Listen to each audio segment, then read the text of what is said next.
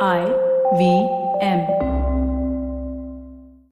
Hi everybody, just wanted to ask everyone for a quick favor. We're running a brand survey right now and would really appreciate it if you could let us know what you think about the advertising on IVM. Go to ivmpodcast.com/survey and do let us know. As part of this, we'll be selecting 10 random participants and sending them some IVM swag, so do fill out those surveys.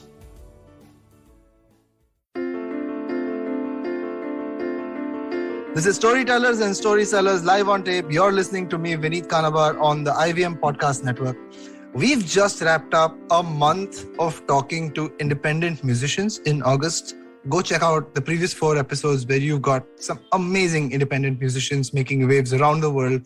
Going forward, we're celebrating what I would like to call Podcast Month. All September, we're talking to awesome podcasters who are taking the space by storm, and who better to kick it off than the voice of Nikesh Murali.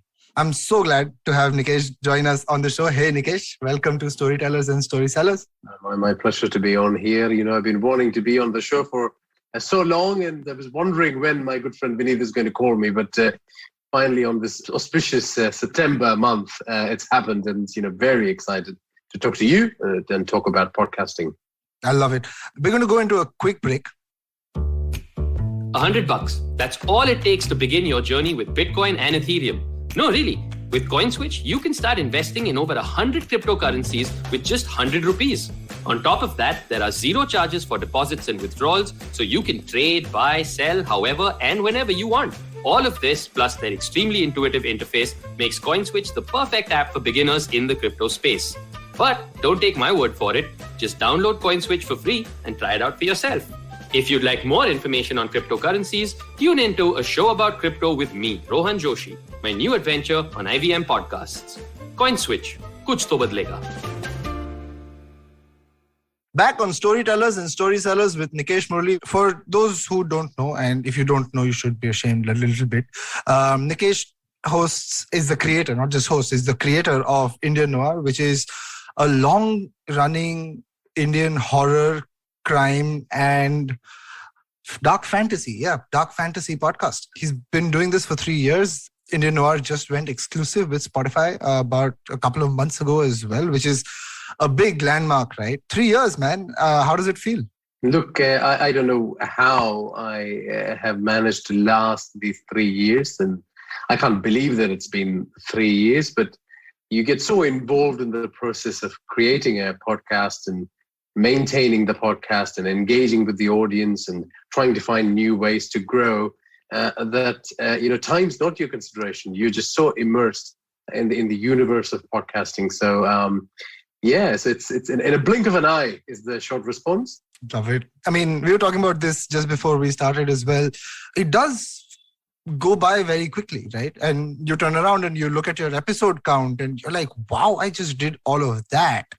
But let me dial it back. We met a few months ago on a panel discussion. I was really taken by your passion and dedication to not just publishing the podcast, but just the art and the craft of it as well. I know that you're someone who started out as a writer, someone who's a poet. You've won awards for your poetry as well. But your podcast is horror and dark fantasy and crime.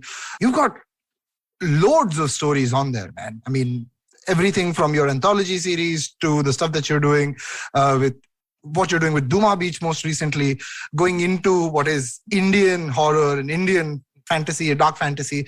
Tell us how this started. I mean, where did you find the inspiration? How did you train yourself? And how is it different from writing elsewhere? Yeah. Vineet, as you mentioned, I've come through a very traditional path for writers in that I was mostly writing for print when I began. And so I started writing poetry. I got good at it, won awards. Then I moved on to short stories, got good at it, won awards. And by the time it came to the point where I had the skills and the experience to, and the manuscript to submit to a publishing house to produce a novel, the publishing business was in its death spiral.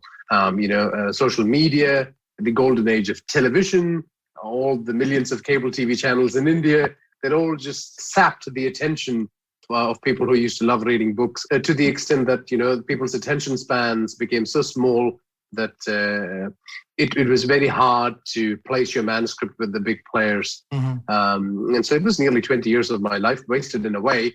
Even, me doing the apprenticeship to get to that point, and then the doors were closed to me. And publishing by its very nature has been the kind of business where I suppose they're a bit like movies in that sense. They bank on a few hits so that they can sustain a bigger list of publications. But when this whole scenario happened, particularly post GFC, they just decided to bet on the ones that they knew, who were the big name authors who would sell a lot. So there was no opportunity for beginners like me to find my way into the business. So, I gave up on writing, but I still engaged with the craft. I was always practicing writing, learning about writing structures, and because television and movies had become a dominant medium, trying to understand the structure of that. But also pursuing that with a point of view that I always felt publishing as an enterprise was quite bloated. And by that what I mean is, the books, they had an unnecessary amount of page count. Stories that should only be 150 pages would be 350 pages because that was the commercial decision they made to produce those big paperbacks. Right. People were not really engaging with the actual meat of the story. In fact, even when books would win awards, and I would have friends saying, "Oh, I have read that."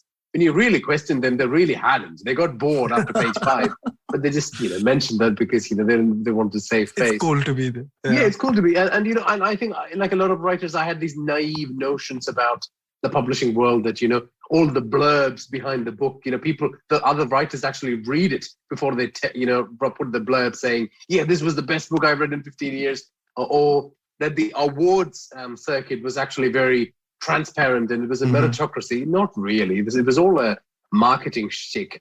And so I suppose, I grew disillusioned with the process as well. And we have to thank media and social media for a lot of that, because all those things started being aired in the open, and we could see what that was all about. So I grew disillusioned. I disengaged.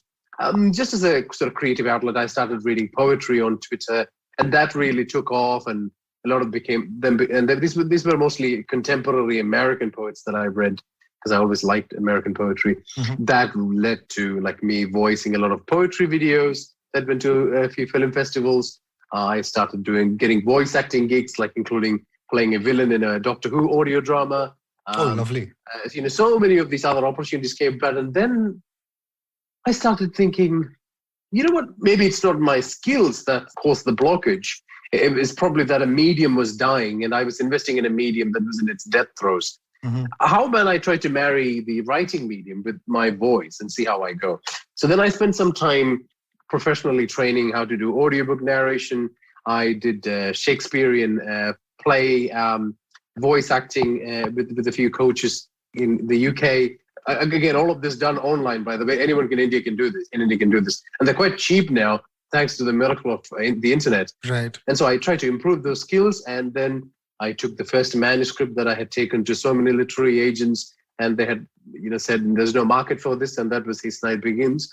And I did the narration for the whole thing, and the rest is history, because there is not a day goes by when you don't get fan mail for His Night Begins. This is the book that most literary agents said there'd be no market for, or people wouldn't like it. And so, with the podcast as well, it was a slow process in that, and you would see as you listen to the podcast as well, with each season I improved the production quality more and more.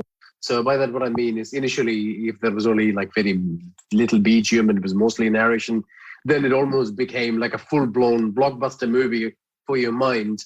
And this is something that I incrementally developed. So to sum that up, it's a journey of someone who also liked a lot of genre pulp stories like horror and fantasy and action, and grew up around cousins who used to subscribe to those black and white pulp Indian magazines that would come every week. I don't know if you remember those ones, and they would eagerly read it. The story would only be a 5-pager, and then you have to wait for the next week for it to continue on. Right. So those are the stories I really liked, and those are the stories that I kind of grew up reading and training in as a writer. But I fell into that loop of, if you want to be taken seriously, you have to do these things. So that's why I went to poetry. That's why I went to write literary fiction. But then I got to the end of the process and I realized none of that actually matters. If you do these things to please other people, nobody gives a shit. And the system was in complete disarray. So all that training was wasted. in a way, but then it was also not wasted because it gave me the years of like doing it as well. So I just returned to the things that I actually enjoyed reading and wanting to write, which was horror and fantasy and dark fantasy and crime and action thrillers. And that then became Indian noir. So that's my journey in short.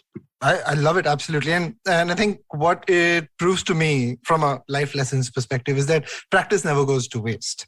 Training, practice, these are aspects of doing things or publishing or putting your content out there. These never go to waste. Yeah. What's super interesting to me, though, is the switch from poetry to horror.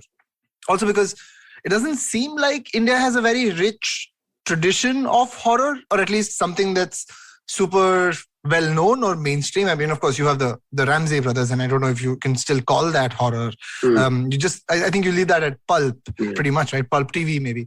That switch, I think, is super interesting, and I want to double click on that and ask you how you managed that. I mean, was it going back to what you loved and reconsuming it and being like, hey, how would I do this again? Or were you like, hey, I'm going to look at this as an opportunity map, right? There's nobody who's doing this. There are folk stories of horror. And I love that you take real life stories from your audiences as well on your show now, right? But how did you make that switch from poetry to horror? Yeah, so a part of it is what you were mentioning before, in that it was returning to the roots of what I loved and what always influenced my work. And horror has always influenced my work, even the literary fiction ones, which were mostly about social justice issues. There was always a tinge of horror in it. But over the years, horror is a genre that I've heavily invested in terms of my reading and academically trying to understand the traditions of writing horror. And it's always disappointed me that India, with such a rich culture and history and such a mythic background in its urban legends and religions, never produced a great body of work in that genre. We never have. And the blame 100% falls on the lack of a publishing ecosystem, and that includes smaller magazines to big publishing houses, for that to really flourish. Now, while I say that, it's you rightly pointed out something, which is that regional writing on that front has always flourished, and always, there are lots of landmark books. So I would like to separate our regional literary tradition, which is awesome and has always been supported and always nourished writing in all kinds of genres. But I'm specifically talking about Indian writing in English, which is where we would have had an opportunity to marry our literary traditions with international horror literary traditions. And that never happened because of the ecosystem issues that I talked about. But by that, what I mean is there was no opportunity for young writers to write stories and publish in magazines, to be read and lauded and supported by editors, for them to then feel inspired to go and produce bigger manuscripts, which will then go to publishing houses and become novels, and for those things to then become screenplays. And because they have literary quality, they would make great horror movies. But that whole loop never existed. So, what we have is an entire vacuum of Indian horror tradition where there's nothing. There's almost nothing. It's a void of silence. There might be lone example here and there, but that does not make a body of work. And groups of writers have to produce this over a long period of time to create that, and create these works that are reflective of our culture, our traditions, our people, the way our country is. So there was that gap. And so this is my humble attempt to fill those gaps. And what I'm specifically trying to do is I'm trying to write in certain international traditions, but they're Indian stories. And so to illustrate that for your audience, so there is a tradition of King in Yellow mythos stories, which is, your audience who would have watched The True Detective, the TV show, would know about, because that was set in that tradition. So there are writers across the world in different languages who have written stories about that King in Yellow. There is a play. If you read that play, you lose your sanity, and all these terrible things happen. So I invoked that tradition and put that into the real life hauntings at Bhangad, the most haunted fort in India. Duma Beach is a great example of a Lovecraftian tradition. So H.P. Lovecraft, the American writer, he's written a lot about these older gods who exist, and human beings, by their foolishness, end up understanding, knowing about them, and through that lose their sanity, and all these terrible things happen. So Duma Beach, that just finished up, that's set in that tradition. So there's all these international traditions where we can place our Indian stories and nourish and enrich them and thereby create a critical body of horror work. But not just that, by doing that, then you also have your own set of stories that are quite good. But then aside from that, the other thing I do is Fear FM is the long-running sort of, TV, Netflix binge TV style show. That is very much inspired by Indian, B pulp movies. But obviously, what I'm trying to do there is take the basic setups and then try and elevate them into like Hollywood-style horror movies. So Fear FM could be best described as those black and white comic books that used to come out about mantravadis and tantrics fighting off demons, and they were like, all the ghosts would be wearing white saris and running around, and these guys would be chasing with their yoga dandas. But it then takes that and says, what if this was like the Insidious franchise? If it was that good, and so that it's so not aping those traditions, but trying to elevate it to that level, and then produce that. So there's all these creative opportunities as a writer to do that and to contribute to the literary tradition of your country. And these are things that I take very seriously. And here was an opportunity to do that and use all the skills I had to do that. I also tried to plug the gaps in with the other ones as well, because I don't think India produces enough military action thrillers. So I've started a show called Trishul, which is about a special forces black ops unit that goes and protects our country from internal threats, not necessarily external threats, but terror groups, religious nut jobs, people who are like conspiratorial agendas, like the Illuminati style conspiratorial groups. Love it. So there is that as well. And then I think a perennial favorite in the pulp tradition, of course, is crime shows. So His Night Begins is finished. It's completed its arc, but there'll be more stories coming in that tradition. They'll be all set in a heightened version of Mumbai, and they'll feature different crime gangs battling it out, or it'll be the Mumbai police versus all these people. But obviously, I call them Indraprastha city to take out all the matchings. But really, it is Mumbai. It is the Bombay of the Bollywood movies we've grown to love, like Company and all the other great movies in that tradition, and sits within that as well. But again, I've tried to elevate that, and I've tried to use French crime and American hard-boiled style writing tradition to, again, give it a bit of a difference, but also just to try and elevate the material. Not to say that other people's material is inferior, but just, elevating myself is what I mean when I talk about all these things. Yeah. Absolutely. I love it. I think you're doing the twin important jobs of creating that body of work which is rooted in Indian storytelling, in Indian myths, in Indian settings, but also making it accessible for a global audience and filling that void that you just talked about, right? The body of work that's missing, making it more accessible to a global audience as well. I remember the first time we spoke, it takes me about 3 hours to put together an episode of this show, right? That's the research that we do. It's the kind of narrative structure, what we want to talk about, finding interesting nuggets of information and stuff. I remember us talking about it taking you, 8 hours to put together 1 hour of content? 15 minutes. 15 minutes. 15 minutes of content. It takes 8.5 hours to produce 15 minutes. That's a normal show like Trishul or Fear FM. If it is a fantasy one, so I've tried to produce fantasy. I did sci-fi horror for Audible Suno when it was launched, called Meru. Then I did Devasur, which was a mythology show. Those things take double that time. So it takes about 16 hours to produce 15 minutes of content. Very time-consuming putting fiction together, because there is the writing, the rewriting, the narration, cutting the narration, which takes a long time, because you do a 2-hour take essentially, because you have to do the voices as well for the characters, and then obviously mixing it, then giving the mixes a couple of listens to make sure that you haven't missed anything, because once it's out there, you really don't want it to be of poor quality, just like the quality you maintain on your show. You want it to be top. So all of that combined for a 15-minute show takes 8.5 hours. That's 15 minutes, episode takes 8.5 hours. And that's a lot of work, right? So let me ask you, I want to ask you a few questions about your process. First of all, do you do all of this yourself, or is there a team that does it with you?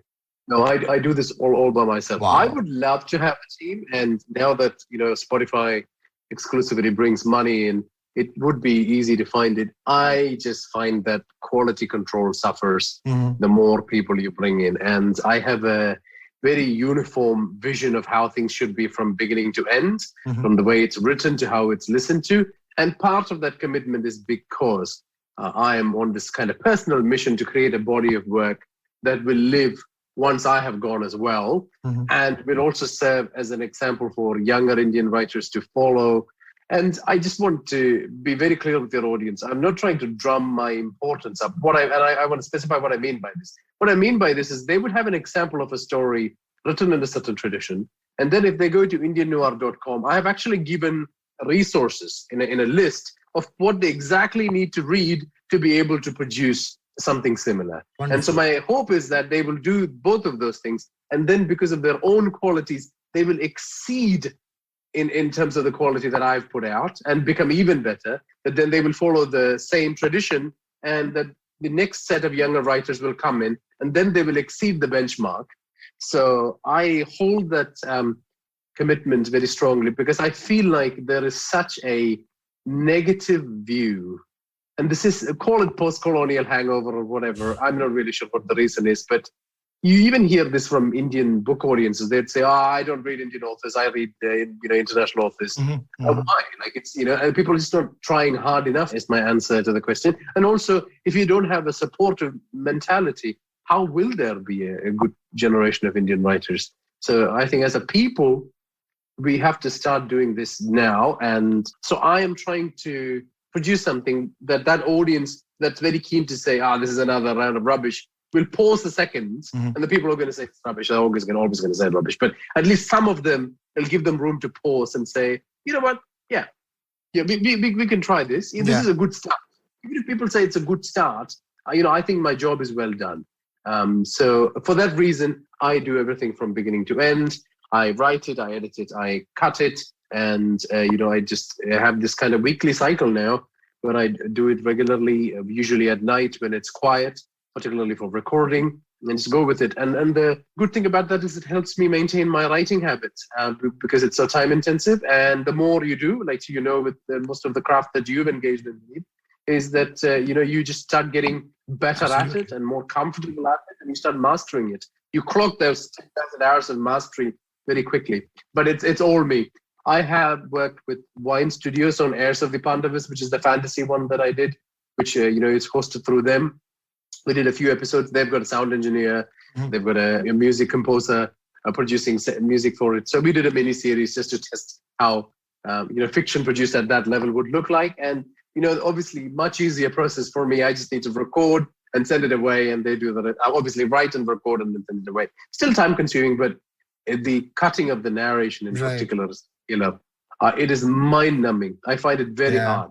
Yeah, I'm sure it's the grunt part of what you do, right? I mean, the creative flight is fun because you're in your own head, or you're, touching on the references that you really wanted to relive, and you're like, it's a satisfaction game, right? But the grunt work is the grunt work at the end of the day, which is what I wanted to ask you, right? The music and the sound, and the way you put it down, is such a differentiator for how you produce your content. And while I understand that writing is something you're trained in, comes naturally to you, your voice acting, again, you're blessed with that voice, you've trained it.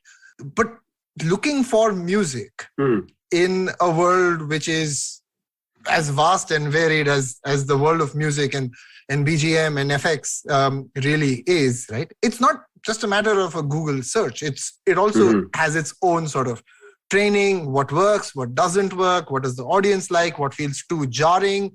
It has to be just right, because you're trying to create an atmosphere, which is a thriller, which has to lead into the story. It's not just about, it's not Bollywood. Well, let me put it like that. It's not Bollywood that, will do, right? You need something that really works. How do you go about doing that?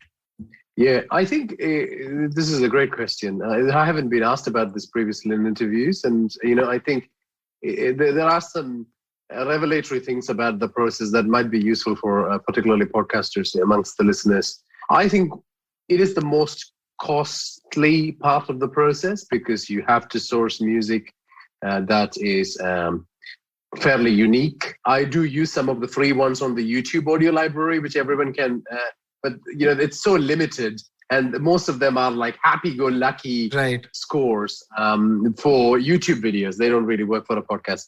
So I realized very early on that initially when I was not making any money, I might have to stick with the few pieces I get for free.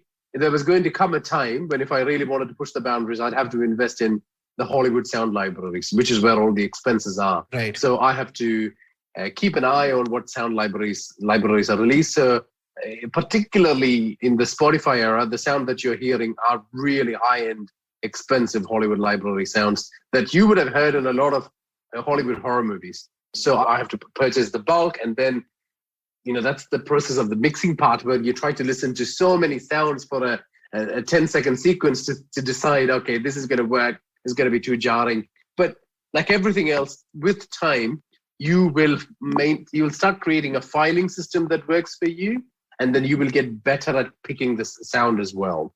And there is no other way around it. It is a time-consuming, year-after-year learning process.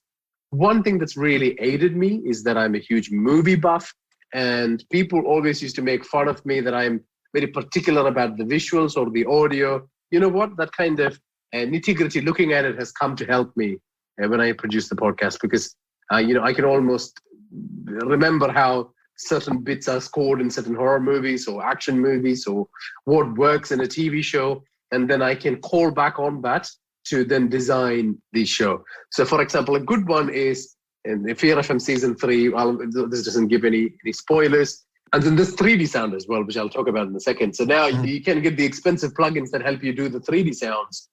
So there is a sequence, Fear FM Season 3, Episode 1, where a thief who gets into a house is climbing up these stairs, and he hears this old-timey music coming up, and he goes in and there's a torture scene there. The process there becomes very expansive. You're looking at the 3D sounds of the movement from bottom floor to top floor, to the things that's happening in front of his eyes, which is a torture scene, then the ghostly things coming behind him and scaring him.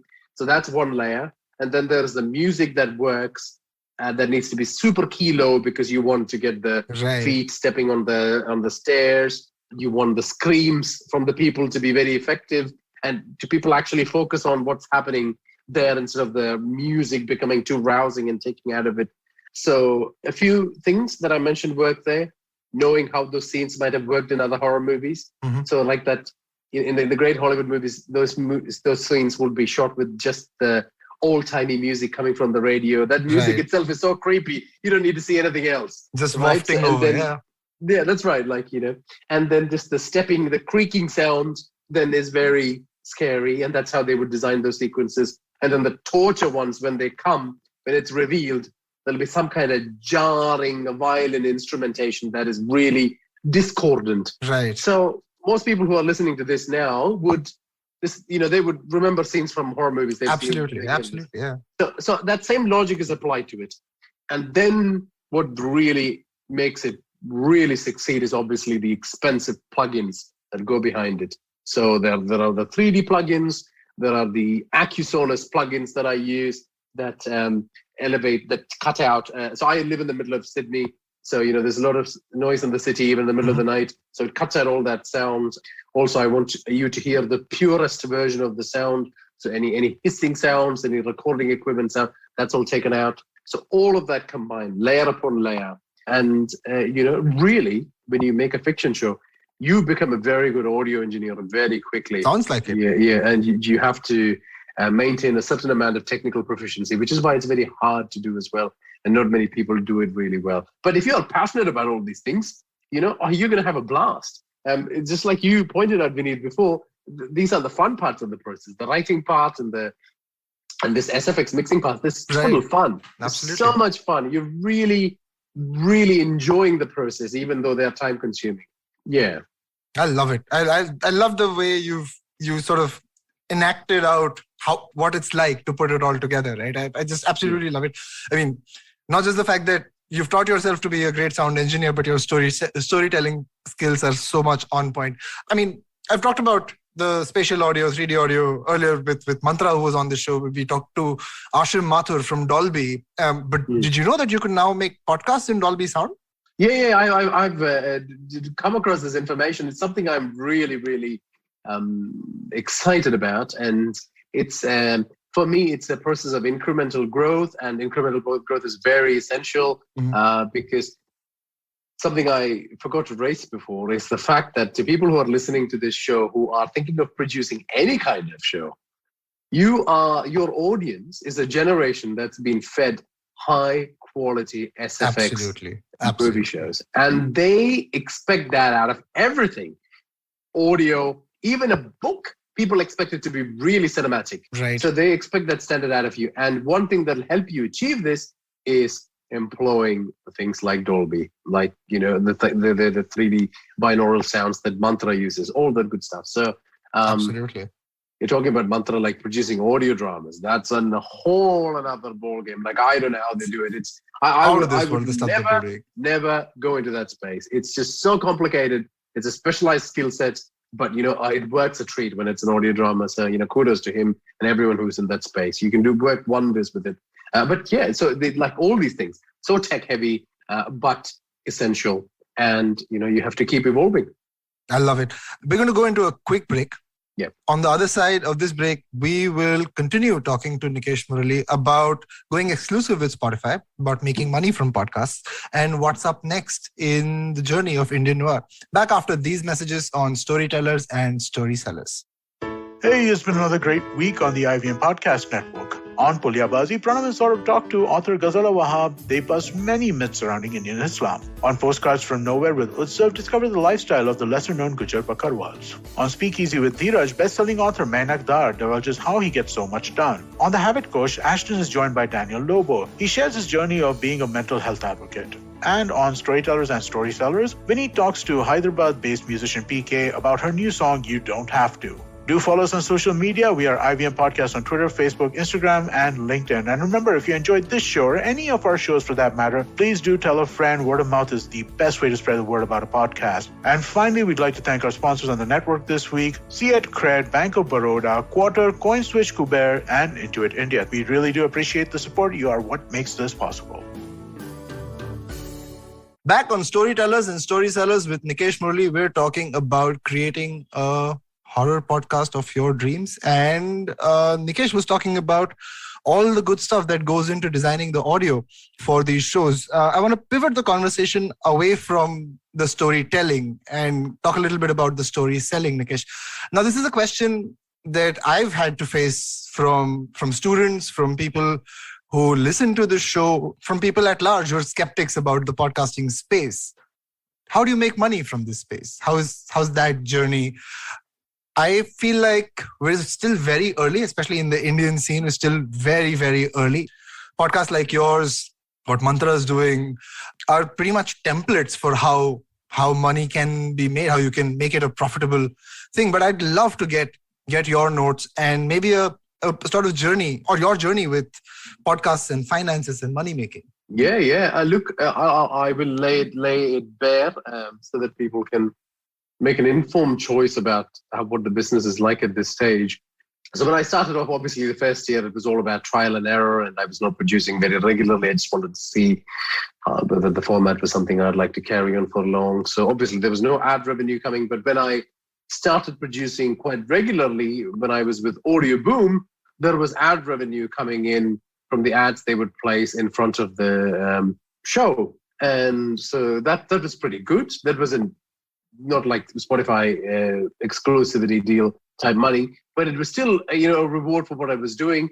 Then when Audio Boom left, and then I had to move on to Anchor as a free system.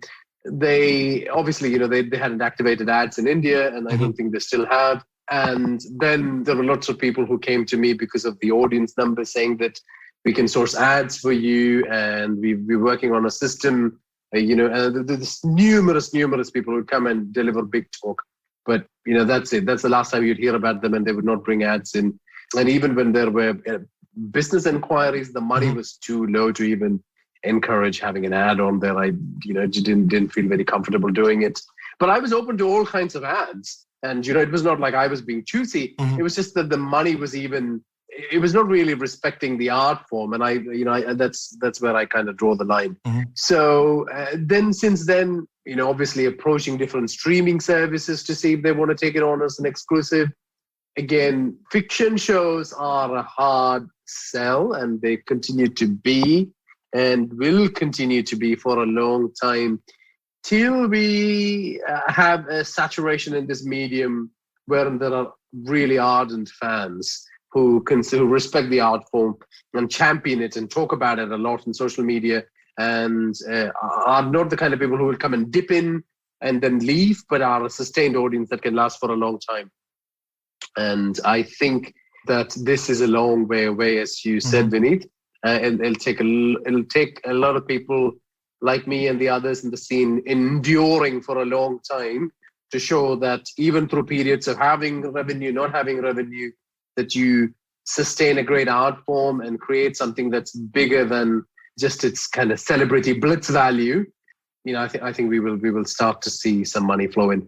The big issue I've always said is the ad ecosystem. The fact that they still don't understand why podcasts ads are way superior to what you can put on Instagram or Facebook that people swipe past and forget about. People are engaged and listening to, like, for example, with something like Indian Noir that's got 80 to 90% retention rate. People are really listening from beginning, middle, and to the end to find out what's happening in the story. And because they're all in that binge format, right, people need to listen till the end, and they need to come back and listen to the beginning of the other one to continue on and find out what happened at the end of the cliffhanger.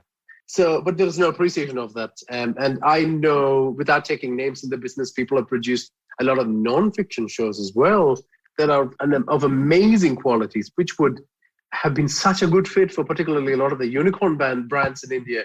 But even they, with all their talk about, how great new ideas need to be supported and it'll explode, they want the access to the ads for El Cheapo. And that's just not right. So it's a hard sell. And there are obviously the savior for the moment is when you have a professional setup like IVM, which has been in the business for a long time, and you have your own marketing people who can bring the ads in, and then you can support the podcasters, or the streamers like Spotify who are happy to exclusively have podcasts on their network and support the podcasters in that way. And I think, Spotify has been very generous with what they've paid the exclusive podcasts and the way they've supported us. And really, the monetary value has been the value of the art form versus anything else. Because don't forget, something like Indian Noir is still indie and small. It's not so big like a lot of the other non-fiction ones. And fiction will always be a small, niche kind of audience podcast genre. So there are lots of challenges ahead. I feel like, even though there have been these exclusivity deals, what will need to happen is something that will need to happen, for example, in what I was talking about, the horror scene. More people coming in, supporting artists in that space and willing to, even if you don't want to fork out and be a patron, at least support their art form and review it and talk about it and get more people into it.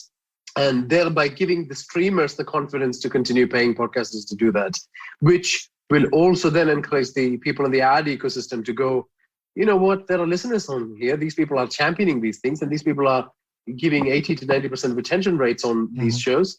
Maybe we should consider paying at least a reasonable amount of money to have our ads on here. And, and for them to then also support the streamers to be able to put ads on our podcast.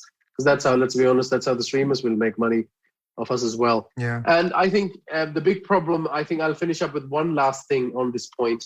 There is a terrible trend where some people are paying sort of rock bottom prices and some people are offering services at rock bottom prices. Like in every other industry, that habit's just going to ruin the quality of the people who come into it, because they'll just move on to something else. Yeah. And they might move, they might be really talented people. They'll just go to another art form or just stop being artists. And it's a real loss to the listening public, because podcasting in particular, I think, is something you should encourage for your mental health. Right. Being glued to a screen 24 hours a day is doing a lot of damage to people and their mental health and their ability to rest and relax.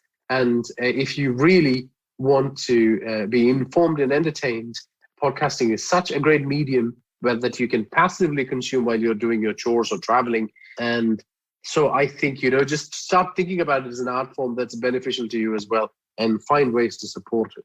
Here. I want to ask you a little bit more actually on this.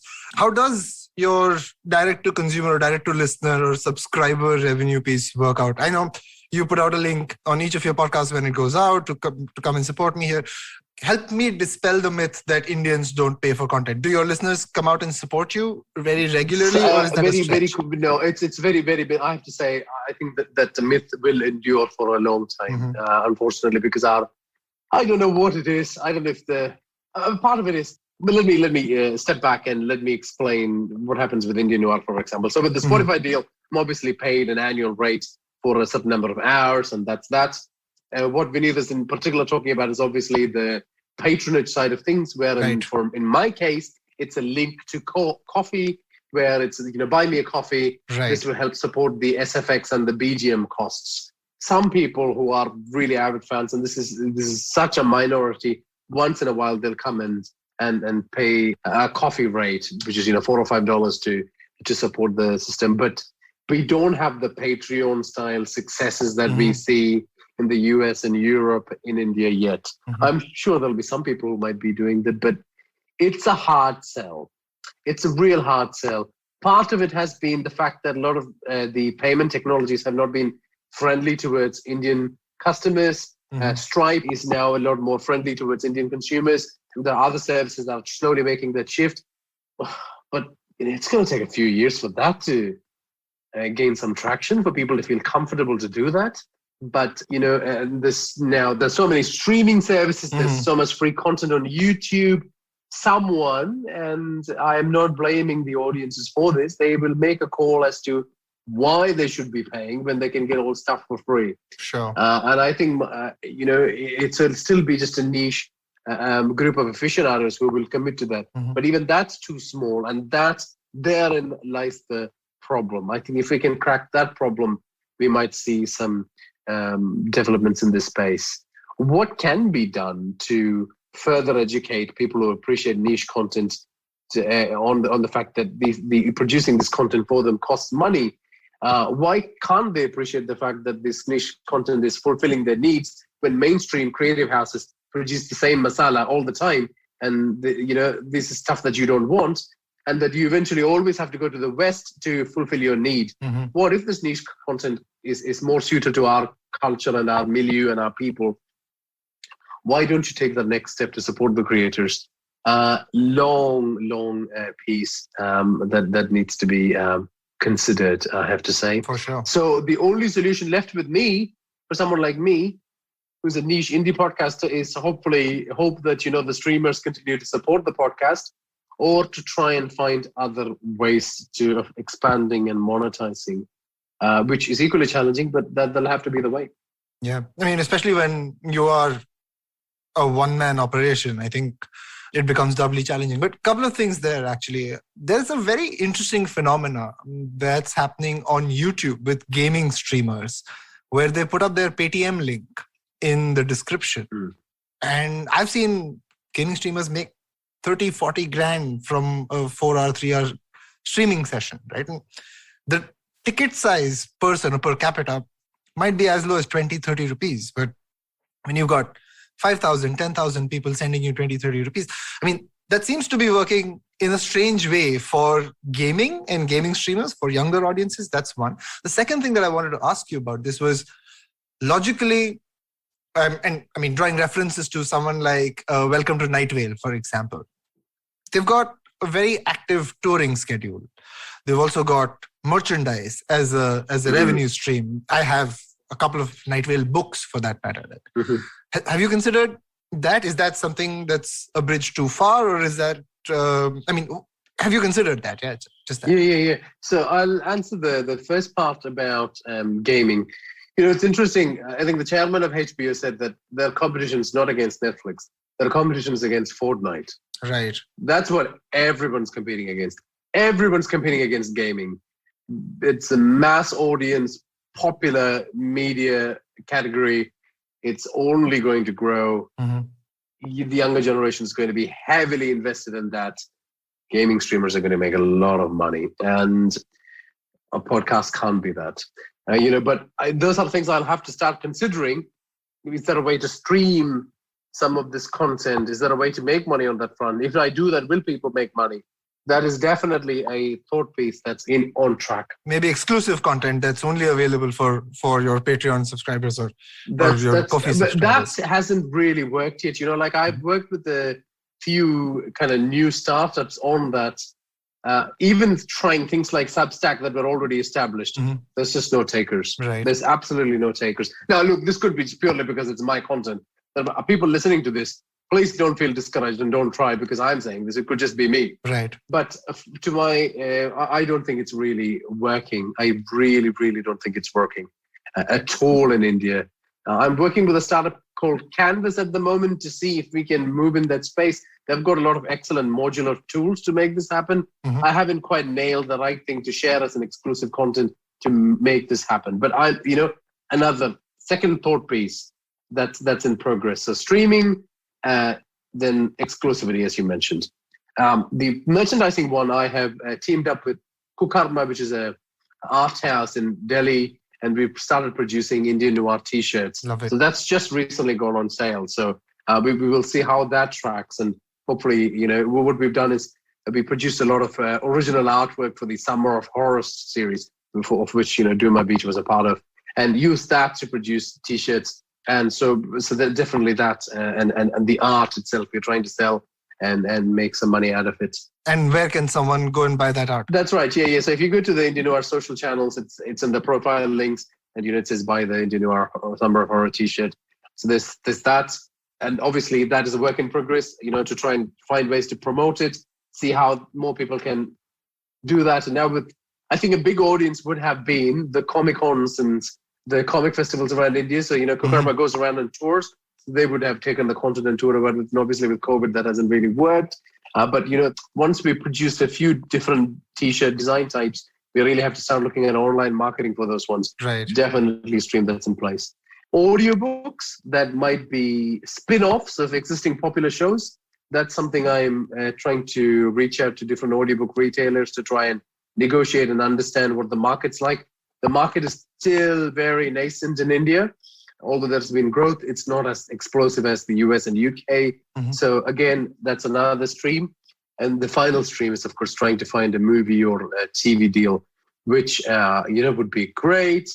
But India is a very hard market to crack because there's embedded players who already have established relationships. So really, it'll have to be the generosity of someone in a production house who will be able to come and say, let's give an independent artist a shot. This content is good. This will translate well to saying, which shouldn't be a problem for Indian Noir. Because from the very beginning, that was always my aim that, it should be cinematic because it's a generation that enjoys cinema and the structure of cinematic writing. So all the shows in Indian Noir is written in the 3-act or 5-act structure that will just easily translate into a movie or a TV show. For example, Fear FM, all you need to do is someone who to write dialogues in Hindi, and that's it. That's a movie. It's a 2-hour movie done. It's already there. And because the episodes exist, it's almost like having the previous, yeah? Like the previous they make for movies. Yeah. So they know exactly how the sequences are structured to be able to make it. Yeah. And yes, and as the show Bible as well. Yeah. So they know how all the characters work, what the long-term arcs are, all that stuff. So these are all the kind of, this is the thinking process. And it's very interesting that I'm talking to you on this particular show about this at this stage, because for me, this point in time is when I'm starting to pursue those things, because I have to start thinking about it. So I've hit the exclusivity goal, which is for a lot of podcasters is the be all and end all. It just can't be enough. Like, what if I don't have the exclusivity next year? Right. What if the costs of everything go up again? Because remember, they're having the great doors and the plugins. It's all yearly subscriptions. Right. And those rates keep increasing. And the music libraries, people, after they hear it for a year, they go, oh, again, the same sounds. Like, I want something new. Purchasing that then costs money. So we have to start thinking about those additional pathways across all those streams, because podcasting is not like the TV business. It's not like the gaming business, which have dominant forms, have established audiences, have first mover hits like Netflix and already in play that can captivate an audience and keep it in their ecosystem. I've always said this, like, podcasting is almost a bit punk. Right. It's a real, like, down in the basement, for the love of it, kids trying out rock music type, gritty, people struggling through issues to try and sell their art and trying to convince people to listen to it type ethos. So I think that tradition of grit will help. And this is, the fourth wave of podcasting now, really. It's not like I started this. It's been around for, especially India has had a lot of OGs in this space, but a lot of them have disappeared, partly because of the economics of it. So can this be the wave that actually finds a way to sustain it? In fact, this is the wave that has the best chance of doing it, I feel. I agree. And this is a golden opportunity. And if we can work together as a community and we can not have negative people, and we still need the people who are going to, be honest and upfront about how tough it is. But, I think if we can take out the negativity about the quality of the Indian content, if we can inspire streamers to keep supporting podcasting in India, if we can get the ad ecosystem to work a bit better, and just the audience to get better educated as an audience, in that try and look at things like leaving reviews and word of mouth and talking about it to their friends as a norm, because that's how the Patreons and the Kickstarters of the West are so successful, because the fan communities are a lot more robust. And I know the Indian fan communities for a lot of Western content is awesome, but that's because they see the fan communities of those things that they love, and they kind of replicate it. But I think we need a more traditional, culturally unique fan system. And it's a complex process, but you can definitely see the signs of it blossoming. And I think Indian Noir is a great example of that. If anyone in the audience is thinking about how difficult it is, Indian Noir is actually a success story on that front, because a lot of horror fans came together and they thought, all I'm stuck with are these B-grade movies that come out once in a while, and they're just terrible. I need something that is a story about me, about my people, about these things around me. Because remember, horror is the most honest of genres, and it really is an unvarnished look at what's happening to you, to the society around you. And it's a great lens to look at problems. Duma Beach, for example, is really a story about how Indians felt during COVID, being let down by the system. It really is a story about someone who's been let down by the thing that they thought would protect them the most. That's what that story is really about. And it has some sequences about COVID in it that kind of then, is a surreptitious way of talking about it, but also operates as a way to be cathartic about it. So a lot of people come and listen to it and say, I really needed this because this reflects my life and it helps me confront that fear or the trauma that I've had, so I can process it out of my system. This is going to be very hard if you look at someone who is American and try to put that, try to look through their lens. We need these unique Indian lenses to look at our own issues. And so, Indian Noir has been able to do that. People have rallied around that, and it's had a bit of a fan community because of that. And, I've had things like fan mail and, great reviews. And if you go to the Indian Noir's @Indian Noir Instagram page, you'll see the fan letters that come in. When I started, this is funny. When I started, people said that because of my accent, and this is the other thing, right? What exactly is an Indian accent? There are lots of different kinds of Indian accents. Of course. Some people have moved abroad and they're still Indians, and they might have a different accent because they've lived elsewhere for a while, right? So, and then there's someone who would have a Tamil accent, whatever. So people said to me that, with your accent, it's going to be very hard. You can only reach tier 1 audiences. Let me tell you, I receive letters from tiny villages in Tamil Nadu. I receive, messages from people who partially understand what the stories are about. But the thing is, Indians have great exposure to the English language and really understand what it is. We even in a village, they at least have one subject that's English, and so they get it.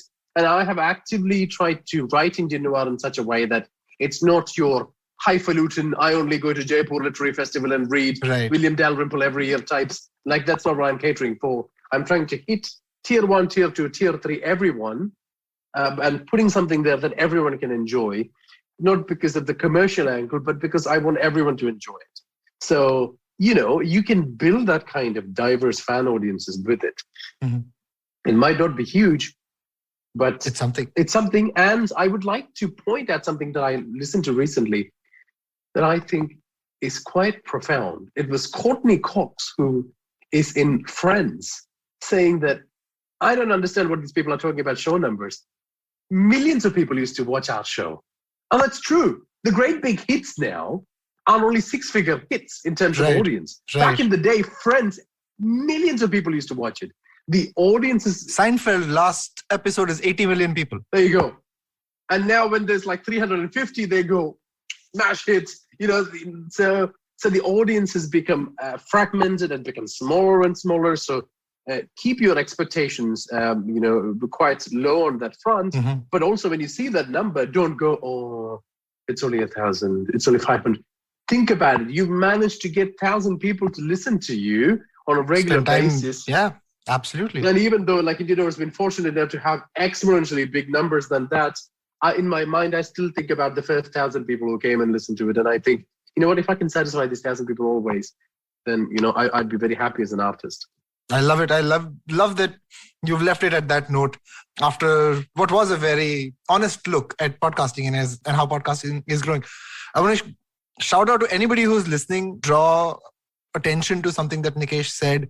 Check out Indian Noir. It's got entire body of work that's, like Nikesh said, all it needs is Hindi dialogue. And you've got an entire anthology of horror that's authentic, that's technically well written, that's well produced.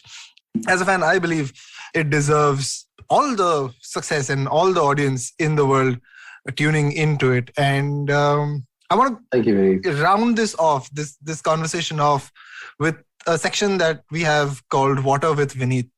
Like I mentioned, it has no reference to any talk show that has a 3-letter segment or 3-letter name. No reference to any of them whatsoever.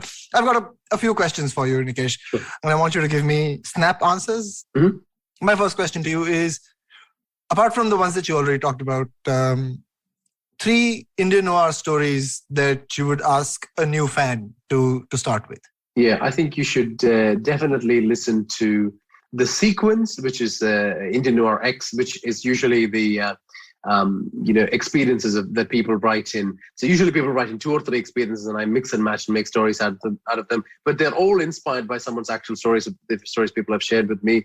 You should definitely listen to Bhangad, which I think, Bhangad is the most haunted fort in India, and I think it deserved a very complex mythology, which I've tried to give through the story. And you should definitely listen to His Night Begins, because I think it's a thrilled ride from beginning to end. I think, you can't go wrong with those ones. Love it. My next question to you is your 3 favorite podcasts. My 3 favorite podcasts are Wolverine, that Marvel's produced. I love both the seasons. They're fantastic.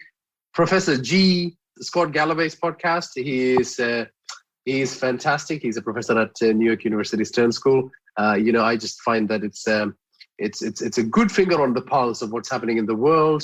And lastly, I would say, because of my work as well, I have to listen to a lot of the podcasts produced by The Economist, which is specific to various topics that might be relevant to me. For example, environment, electric vehicles, all that good stuff. So there are lots of bite-sized ones that I listen to that sit in that genre. Love it. My last question to you is 3 writing tips about podcast writing from you. Yeah, I think, one thing that's very important is for writers who are thinking of getting into podcasting, it's not enough to just take your manuscript and read it and expect that it's going to work as a podcast. You need to pick the kind of work that's cinematic, that is descriptive, but not so descriptive that it disrupts the movie in someone's head. Or at the same time, it should also be something that's thrilling, that makes people want to listen to what happens next, because, this is a whole audience that's been brought up on bingeable content. They expect the same quality from that. So that's just generally about the content format. 2, I would ask you to write regularly and listen to audiobooks as you are going through your writing journey and improving your craft, because you will see what works in the audio format, what doesn't, and then you'll be able to adapt your writing. And third and last thing is, even as you are on your, in whatever, if you're someone who's listening to this and you are in year 1 of your writing journey, once you finish writing, read it aloud and see what works and what doesn't work. In fact, it's a good method to pick out sentences that don't work, but particularly if you're thinking that, your future is in audiobooks and podcasting, what a great way to train up as a narrator as well. So, those are the 3 tips. Love it. Thank you so much for those wonderful tips. It was awesome. It was an education, to be honest, to be talking to you, Nikesh. I wish you all the success and even more success, to be honest, with Indian Noir. You're doing the devil's own work, if I may put it like that. I think so. I am, yes. With the kind of content I produce, I am producing devil's own work. So thank you, Vineet, for having me on the show. And please, everyone, go to www.indiannoir.com. And there'll be a button just as soon as you land there that can take you to any of your apps that you've got on your phone or your computer where you can listen to it. And then post that, it's a Spotify exclusive, but plenty of content for you to try out for free. Doesn't cost a cent. And if you do enjoy it, please talk about it on social media and share it. So indie niche podcasters like me can get the recognition, and other people who work in those niche formats can see that they too have a chance to get some appreciation. So really value it. But also thank you, Vineet and team, for doing the amazing job of canvassing storytellers and storytellers. You are really inspiring a generation of artists to keep continuing to invest in their art forms. So very important work. Love it. Thank you so much for spending time with us today. That's it on this wonderful episode of Storytellers and Storysellers. Do what Nikesh said. Go check out Indian Noir. I'm contractually obligated to tell you to do it on Spotify, so do it on Spotify. That's it on this episode. This is me, Vineet Kanabar, saying goodbye.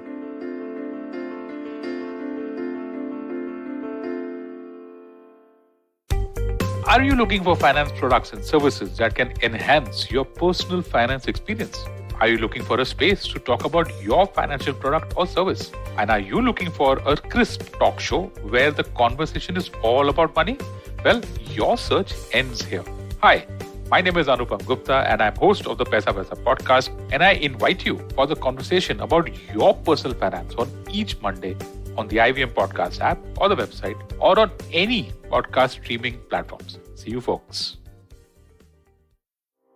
Do you wonder why China does the things that it does? Or want to know how we could improve online privacy? Or perhaps you're thinking about how we can kickstart India's economy? If you'd like to search for the answers to such questions, check out All Things Policy, a daily public policy podcast that covers everything from employment figures to aircraft carriers. Tune in from Monday to Friday for new episodes and fresh takes.